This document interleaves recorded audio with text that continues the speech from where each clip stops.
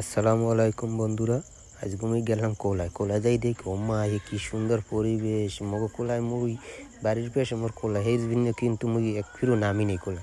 তাই আজকে মোর ভালো লাগছে কই বিয়ে লেভেলে ভালো লাগে না একটু নামি কোলার দিকে নামিয়ে দেখি ও মা কি সুন্দর পরিবেশ মেঘলা মেঘলা আকাশ।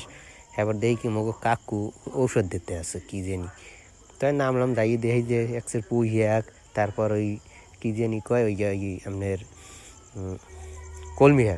কলমি শাক আর এক ঘাস পাতার অভাব নাই, কি সবুজ পরিবেশ।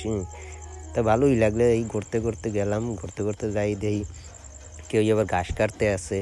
তা চারিদিক দিয়ে একটু ভিডিও করলাম, ভিডিও করে দেখি কই যাক মুখ দর্শকরা একটু দেখুক। দেখতে দেখতে কি যে পরিবেশ তা দেখেন।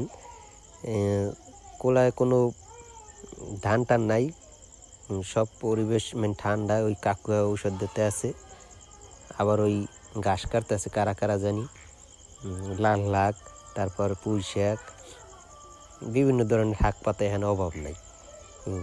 আবার মগোখানে একটা নতুন বিল্ডিং রয়েছে দেখছি।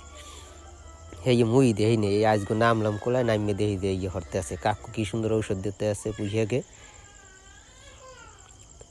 কাকুরে জিগেলাম যে পুঁই শাকের ঔষধ দিতে আছে না, খাইলে কি মানুষ মরবে? কইতেছে মরবে না বলে, খাইলে আর কি ওষুধ দেয় আল্লাহ জানে। ভিটামিন বলে দিলে একশোর গাছ চেয়াতে